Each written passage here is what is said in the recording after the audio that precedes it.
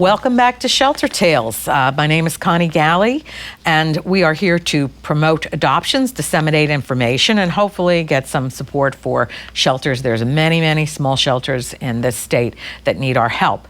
And with me today is Kelley Bollen from Animal Alliances in Northampton, Massachusetts. Thank you and welcome, Kelley, for coming. Thanks for having me. I'm going to read what Kelley has done because she's got some massive credentials here, and I don't want to miss anything because it was really impressive when I met her. She's has a background as a wildlife biologist and received her master's in animal behavior, and you worked with and studied primates in captivity, which I love monkeys. Always wanted. That's a fascinating subject for me.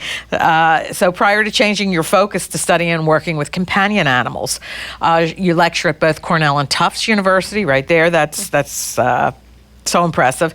And you teach in their shelter medicine program. You also now consult with private pet owners about behavioral issues, because behavioral issues are probably what sends most dogs and cats to the shelter. Absolutely. I don't want to say all. Some of them are, free ranging and they get sent there.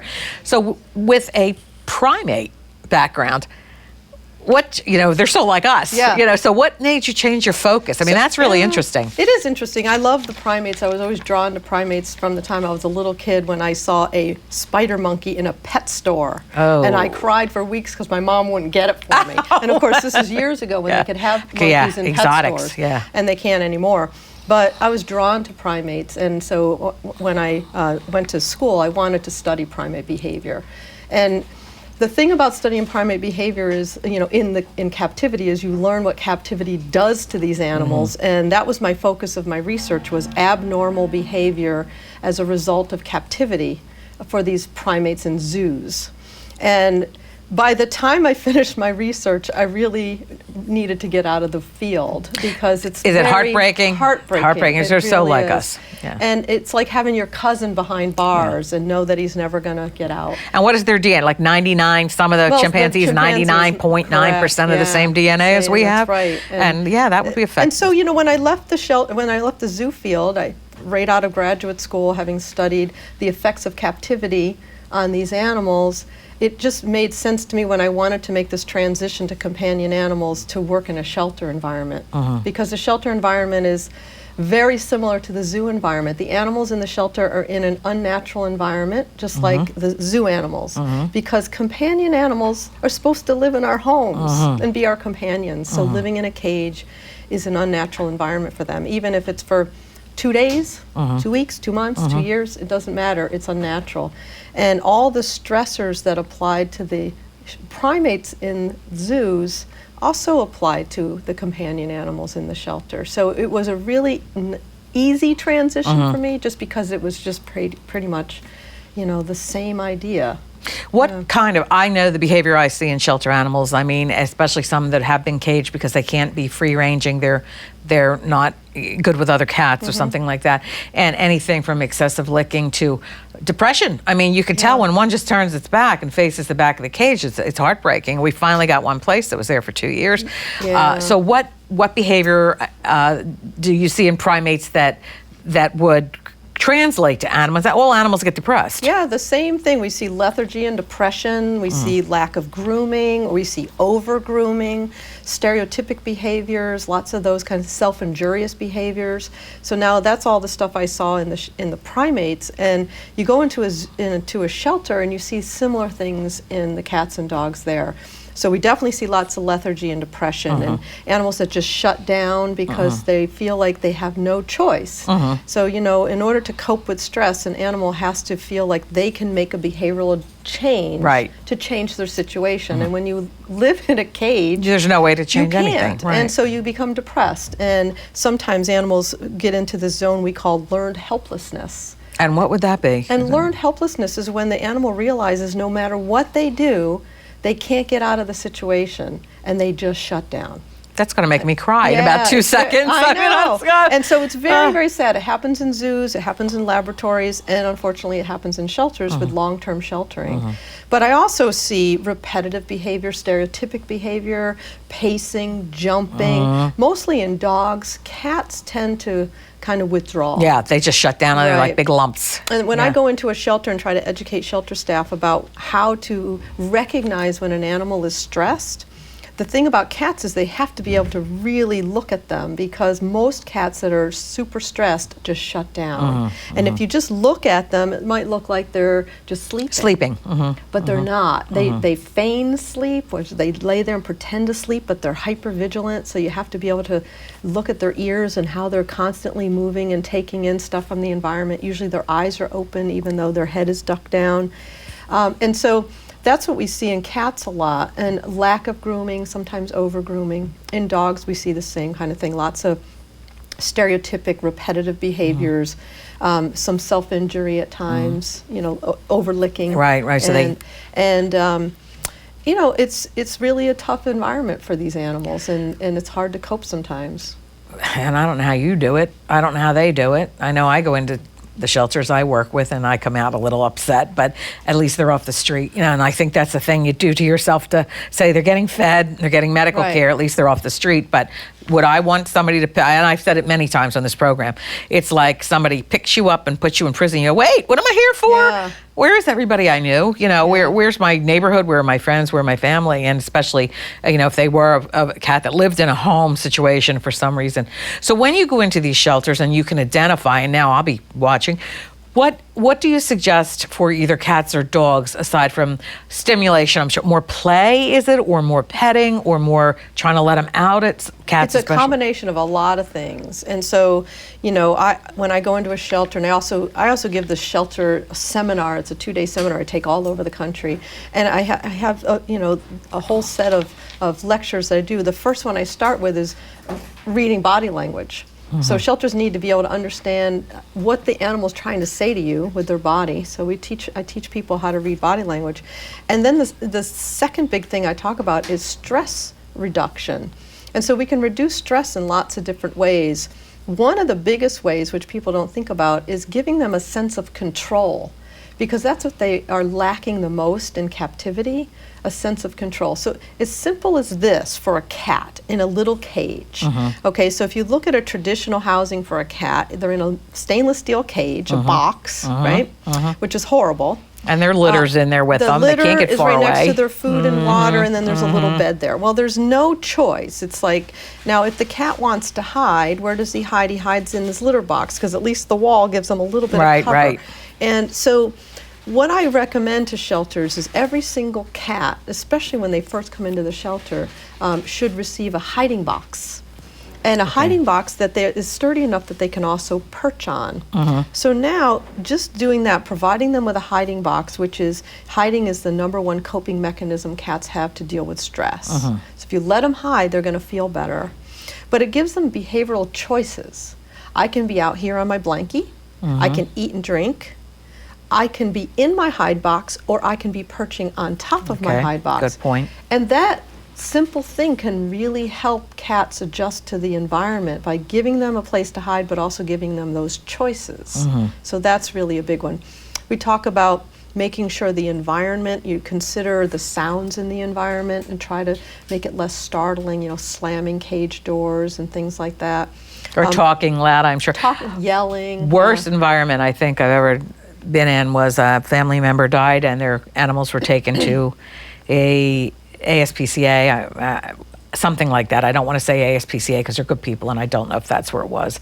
And when I went to pick them up, they had 5 days. And when I went to pick them up, amid all this stress, the dogs barking, the people screaming, the slamming, one lost all his hair on one side of his body, took the hair off of one. The other one circled and shot hair everywhere. I mean, they were so happy to see me, but the one laid with his eyes closed for about 3 weeks. And that is I would have gone crazy working there, Yeah. listening to screaming and banging steel doors and It's barking terrible. and meowing and yeah. So cutting down on one noise. of the things that the barking is a good example, because barking, certainly it's stressful for us. Yeah, as I hate humans. it. Imagine living in that Yeah, environment. constant A lot of barking. shelters don't have good sound baffling, so the barking is just really, really, loud, and it really affects the stress system too.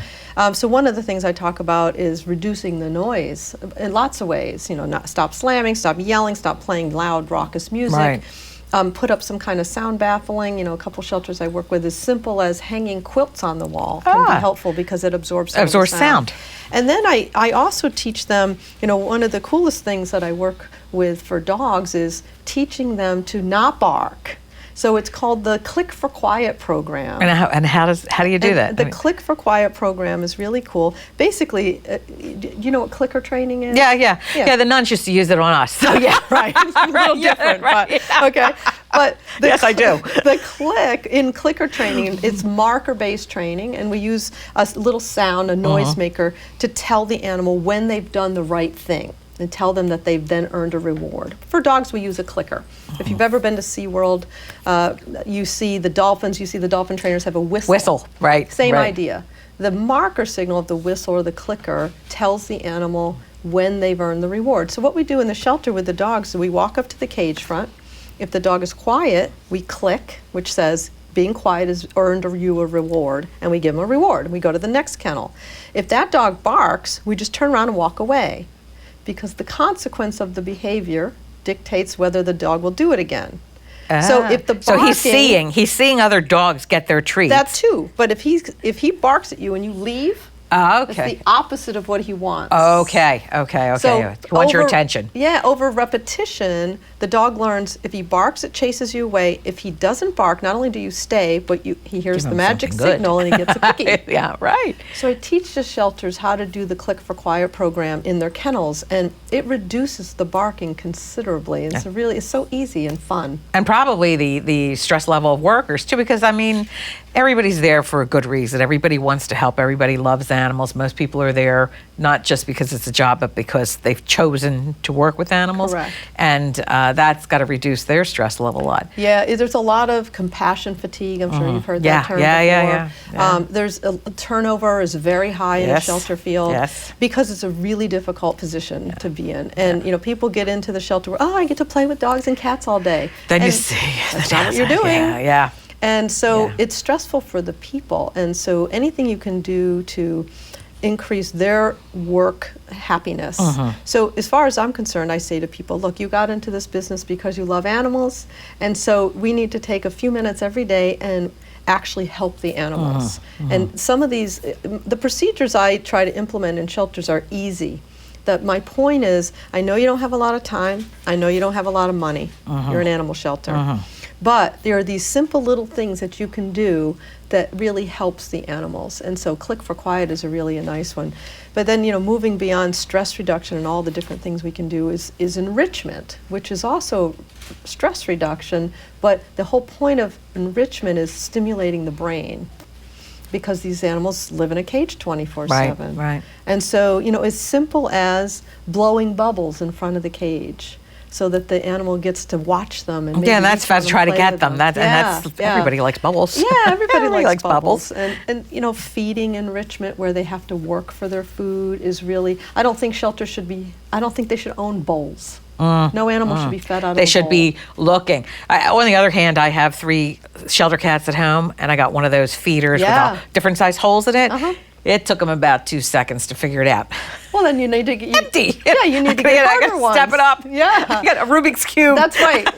Go ahead. You don't have opposable thumbs. Try to get that treat out of there. Well, cats are really smart. They can figure this out. Remember, they're hunters. So quick. Yeah. So quick it was. I was like, that's empty, Yeah. So that worked for me for about 5 minutes. But yeah, trying to make them look for their food and make Correct. them hunt around Work for their food. And that's both in the shelter field as well as my private pet owners that I work with.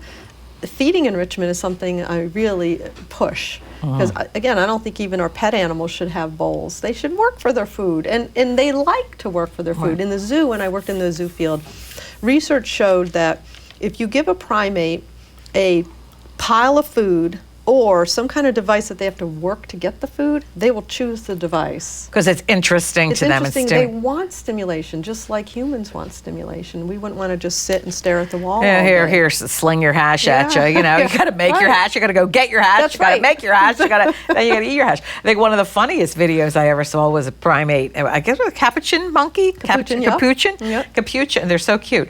And they were 2 cages side by side, Uh-huh. and they gave. The one something and gave the other one grapes. Well, Oh, grapes. yes. I saw that. That was so the funny. funniest thing. I mean, the one that had corn is looking at the one cage side by side that had grapes, and he throw it. the corn, and he's stretching to try to get a grape. And I thought that's really cruel, but it showed you something. Yeah, It yeah. showed you something, and Yeah, they're- that that was they funny. think that they try to get what they want. They try to Absolutely. communicate what they want. That was the funniest thing I think I've ever seen. That just look at disappointment. He gets a I corn. know. He's- I mean, oh. yeah. I feel the same way. I want the grapes. The other one's That's eating right. grapes. I thought that was hilarious. It is hilarious. So how do you do it with dogs? I mean, cats, you can tuck food here, there, and everywhere. Dry food, obviously, you know, and put it. They make so many new, there's lots of commercially available puzzle feeders and feeder balls. You know, you don't have to spend any money though. You can just use an empty soda bottle, you know, and you put the kibble in it and you let the dog figure out how to bat it around and get the kibble Until he can out. get it out. And dogs, you know, in particular, cats and dogs have incredible senses of smell, as I'm sure you know. Most people know that dogs have incredible senses of smell. That's their number one sense. So humans have 5 million scent receptors. Sounds like a lot until you compare it to a dog who has 220 million scent receptors. Wow. And a cat has about 65 million scent receptors. So they have incredible senses of smell, and stimulating that olfactory sense is the best mental stimulation you can give an animal. Really? And so, Really? you know, playing find it games where they have to search for the food is really, really an amazing form of enrichment, whether it's a pet or a shelter animal. And so making them work for their food by manipulating something, rolling it around. And moving around, because a lot of times they gain weight Oh, yeah. because they're, again, either depressed or they're not doing anything. They're not doing They're it, sitting in a right. cage, and so they're gaining weight. So that would Right. also give them a movement that they Correct. could do. Yeah, Yeah, that's a good point. Yeah, so it's pretty neat. There's a lot of stuff we can do to try to help the animals in the shelter. And in addition to that, when you decided that it was too heartbreaking to continue to work with our cousins, and I don't blame you, Yeah. what would you say? So you make the leap to dogs and cats, and now you realize a lot of them have behavioral issues that are not related to shelters. They're companion animals. They're in the home, and so this is you started Animal Alliances, and a part of your program is to not have dogs and cats go into shelter. Cats, the biggest thing is litter issues. We know that. Right. Dogs, the biggest issue is it aggression. I mean, So yes, when I was at the MSPCA, I was the behaviors for the Massachusetts SPCA, based here in Springfield. And one of the things I did was consult with pet owners to try to prevent surrender to the shelter. And so when I left the MSPCA and opened Animal Alliances in 2004, that was my goal.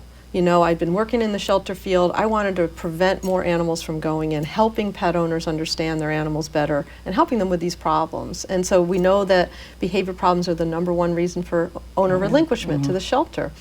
And it's also the number one reason for a broken bond, you know, and that broken bond causes you to, you know, give your animal away. stop take it to loving the them, or shelter, you just feel less put it connected. out in the backyard in a cage. Yeah.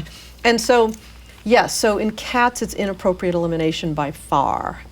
It's unfortunate, but cats, you know, this is something that happens. If they don't like their litter, they don't like where the litter box is, they have a traumatic event in the litter box. They're you know, finicky. They're finicky. You know, clean it well. There's so many reasons. So, you know, when I get an inappropriate elimination case, it's like being a detective. Because I got to ask them a million questions and try to figure out for this cat what's going on, and then try to advise them. For dogs, I see a lot of aggression.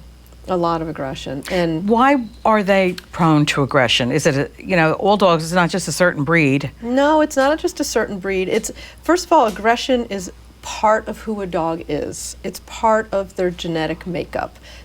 Acting aggressively in certain situations. When a dog feels threatened or fearful, they resort to what we call the flight or fight response. We've all heard this. Well, the flight response is run away. The fight response is try to make the scary thing go away. And that's where aggressive behavior comes in.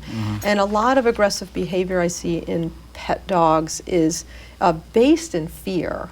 So a dog that isn't socialized well, and this is a real critical thing, that dogs have got to be socialized during this critical period for socialization, which happens between 3 and 12 weeks of age.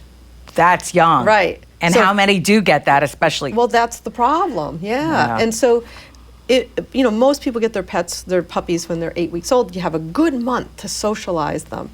And dogs that are not socialized well in puppyhood can be fearful of things that they don't understand or recognize later in life. That fear can drive aggressive behavior. And, these days this is Connecticut, and you guys are doing the same thing we are in Massachusetts, importing the dogs from the South. Absolutely. And so the whole idea of importing, of course, is because we don't have overpopulation problem in the Northeast, because spay-neuter's been so aggressive. We now are trying to help other parts of the country. The problem is we are bringing dogs up that weren't socialized. And so I see a lot of people now, I'd say more than half of my caseload are Southern transport dogs. Wow. And a lot of these dogs are either aggressive because they're fearful and hadn't been socialized well, or they're just fearful. They're shy. I've opened one of those transports Yeah. with the dogs on one side, the cats on the other. I don't know how the cats made it. Oh, it's horrible Because the for dogs the are going out cats. of their minds to get to you. Right. And they're barking, and the cats are, Yeah. and the alternative is terrible. They'll put them down. Yeah. But yes, It's tough. I mean, terrible. some people do it, some groups do it really well, and some groups don't do it really well. But I do. So the thing about aggression is that it's actually a normal response for dogs given certain situations. However, it's dangerous, and it's unacceptable in our society. We don't want our dogs biting our children. We don't want our dogs biting our neighbors. We don't They're want our mailman. dogs, attacking someone else's dog. I was at a case last night where the dog, beautiful dog, loves people, has dog issues, and slipped out of his collar and attacked one of the neighbor's dogs. And this kind of stuff happens. And so my job with private pet owners is to explain why it happens, but also what they need to do to try to manage the dog, and then we do behavior modification. How would you, and I know you give training classes, and we're going to talk about that at the end of this segment, so you can, because I'm sure there's a lot of people out there that are going, I need this. Yeah. After they've attacked a dog once, and I mean, I know if dogs attack people, they generally get put down. Yeah. But after they attack another dog once, how do you, without giving away all your secrets, That's okay. make sure that that dog doesn't do it again, aside from just keeping them tightly controlled? So first of all, once a dog has done something like that, we know that that's their potential. And so we know that that could happen again. Most of the time, it's not a fluke. It's something that's been building. And a lot of times with dog aggression, it is something that builds, and it builds because of frustration. It builds because of punishment. People usually react incorrectly. Their dog is barking and growling at another dog, and they punish and they smack it, they shock it, they choke it, they do any of these nasty things. And all that does is convince the dog that he hates other dogs. Right, because this is what he's putting it on, not his owner. They love their owners. That's right. It's It's the who's in negative front of me. association Yeah. between. So anyway, the dog that I saw last night, the dogs that I see on a very regular basis, because I see a lot of dog aggression cases. Number one, management. The people have to know they have to manage their dog. Their dog is no longer allowed to go off leash. I use head halters, gentle leader head halters, because that gives the human Is that more around control. the It looks snout? like I'm a cat person, so it's around the It's snout. the thing that looks like a horse halter. Okay. It's not a muzzle, but it controls the head, Okay. because that way they have more control. And then we do some behavior modification in the form of what we call counter conditioning. So if a dog is conditioned to feel a certain animosity towards other dogs, we have to condition him to like other dogs. So how would you think we would do that? As a novice, I would say that you would bring a dog near him while he's still not able to bite, and maybe share something good between the two of them, or are dogs like territorial? So am I on the right track? You're on the right track. Oh, So oh. what we would do is we'd keep the dog far enough away that we don't trigger the aggression, and we give the dog treats. And so basically we're saying, when you see a dog and you act nice, you get treats. And when I say treats, I'm not talking about milk bones. I'm talking about chicken, cheese, steak. Hey, it's like, Okay. we're back to this monkeys. Do I That's want right. a milk bone wing? We have got to get to that emotional part of the that brain. real deep. Yeah. I want this badly. So it's Pavlovian conditioning. Okay. We know who Pavlov Yes, is, right? yes. Okay, so if Pavlov showed ring bell, give food, ring bell, give food, pretty soon ring bell, dog started drooling before he even saw the food. Right. We want see dog get food, see dog get food, see dog get food. Now he sees the dog and goes like, yay! Yay! My buddy, let's right. share turkey. And that's what we do. I mean, that's very simply put. There's a lot to it, but that's Right, basically what we're doing. It's called positive counter conditioning. Okay. How big is your caseload? I mean, there's so many people that, as you said, bringing up the transports from I mean, Georgia. I see probably an average of probably around 12 to 15 cases a week.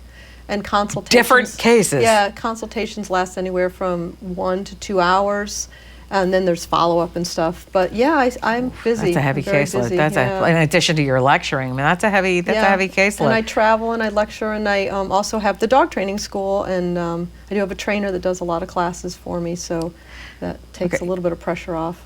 It's very nice. So Kelley has a dog training school. She's up in Northampton, a really easy hop off of 91. And I don't know, you want to talk about your hours, your website, Sure. if you're running any seminars you want to talk about? Yeah, that's a great thing. You know, so first of all, the website is animalalliances.com, pretty easy. I have a facility in Northampton right off of exit 19, and I do a variety of different classes. We do puppy class, of course, a very important class. That's to start them off on the right foot. That's right, and it starts at 8 weeks. Okay. 8 weeks old, we get them into puppy class, and they socialize with other puppies and have play group, but we also get them started learning. An 8-week-old puppy can learn sit and down and come. Their brain is moldable. This is the time we want to mold them. Basic doggy decorum class is my basic class. And what is doggy decorum? Not jumping up on people when they come in the door? It's just all basic manners. Sit and down and stay and watch me and don't jump and don't pull and all that good stuff. And then we have some more advanced classes and intermediate. We do CGC, the Canine Good Citizen class and test. Then we have some fun stuff. We do a tricks class where we learn 16 tricks in 4 weeks. Oh, that's cool. You know, tricks like roll over and crawl Yeah. and jump through a hula hoop. We do a agility class, a beginner agility class, and that's where they jump through and over things. And then the coolest class I think that we do is called nose work. And the nose work class, this is up and coming, or pretty now the most popular thing going in dog training right now. It's a class that encourages the dogs to learn or to use their nose to search for hidden things, mainly treats. Mainly because that's where they're wired for, right? And it's really cool. So we do the variety of classes in addition, and I do an outdoor class at a park nearby, and then I do the consulting. So between all of that, God, you're a busy lady. God, yeah. you're doing good things too. What are your hours up there? And then I'm sure you have Saturday classes for the people Saturday that work. classes all day Saturday. I have evening classes, daytime classes. I see consultations Monday through Friday, day and evening. I've decided to take the weekend off. Good for you. in my life, except It's when time, I travel. huh? Yeah, it's time. But and so I don't really have a set hours, but the classes. Would you are like to running all give the time. your phone number? And, Yep, so sure. The phone number is 413-585-5868. And it's animalalliances.com. I also have a Facebook page, Animal Alliances. I occasionally give public seminars, dog bite prevention seminars. Oh, that's when I came up to visit you prior to the interview. You had talked about going to with children. It was with children. Yep, I had just finished a big dog bite prevention seminar out in Idaho, actually.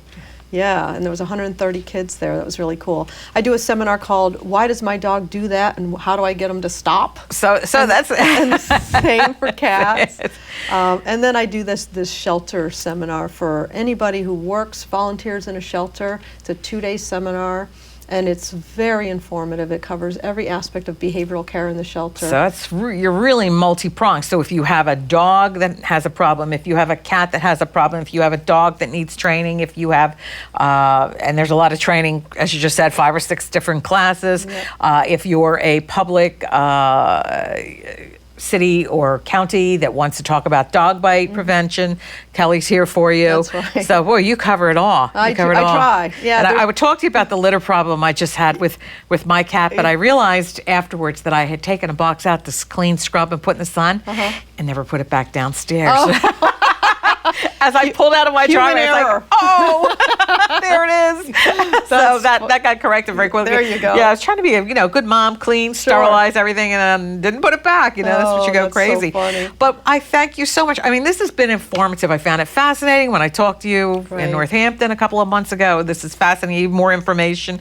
And I'm hoping that you get lots of calls and people visiting your Facebook Thank you. because I know there are people out there that need this kind of training. Absolutely. I take my kitties to, even when I take them in to get them, which, do you address this? How to get them not terrorized going into the vets. Oh, yeah, I mean, I actually because do. it's crazy in there. I mean, Yes. I have to almost sit with my cat thing on the lap with my sweater over it Yeah. because there's a lot of very interested dogs. They're interested, but the cats don't like Yeah, that. and in fact, veterinary offices are a source of fear, and I've actually just been asked to sit on the advisory panel for a new upcoming thing called the Fear-Free Veterinary Clinic.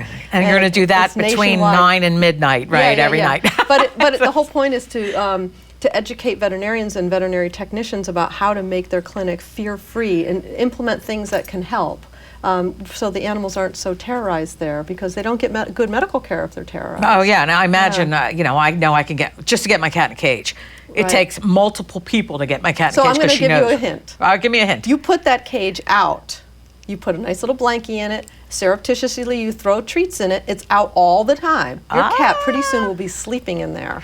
Okay, people, that was a freebie. That was a freebie. That was a freebie. And trust me, the same advice I gave to my mother, and so she did it, and the carrier's right in the kitchen in the corner, and her cat, now Roxanne, sleeps in there, so when it's vet time, they just close the door. She's comfortable in her little cage, and she goes to the veterinarian. I needed the vet after I got my cat. I mean, they're clawed. Yeah. They have fangs.